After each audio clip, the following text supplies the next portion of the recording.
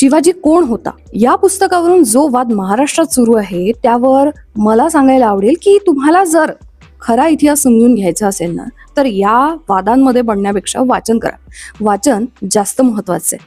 आता याही पुस्तकावर आपण बोलूच कधीतरी, पण मी महाराजांवर पहिल्यांदा एक अशी कादंबरी वाचली होती जिने मला मला शिवाजी महाराज फक्त राजा म्हणून नाही तर एक विचार, एक संस्कार म्हणून समजवलं. ती कादंबरी म्हणजे श्रीमंत योगी. ही फक्त एक कथा नाही आहे, ही आहे नेतृत्व, धैर्य, दूरदृष्टी आणि स्वाभिमान शिकवणारी यात्रा.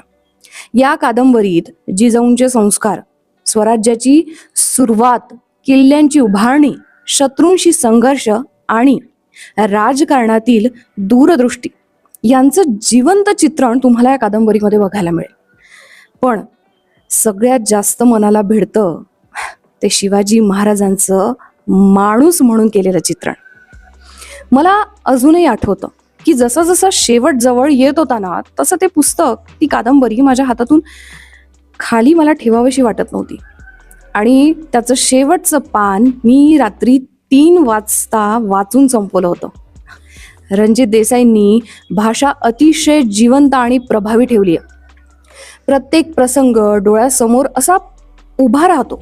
किल्ले, लढाया, राजकारण आणि सर्वात महत्वाचं म्हणजे हिंदवी स्वराज्याची, या स्वप्नाची जिद्द.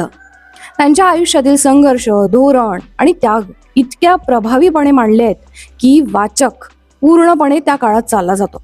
आणि जेव्हा महाराजांच्या निधनाचा प्रसंग आला ना तर ते वाचायला खरंच धैर्य लागलं.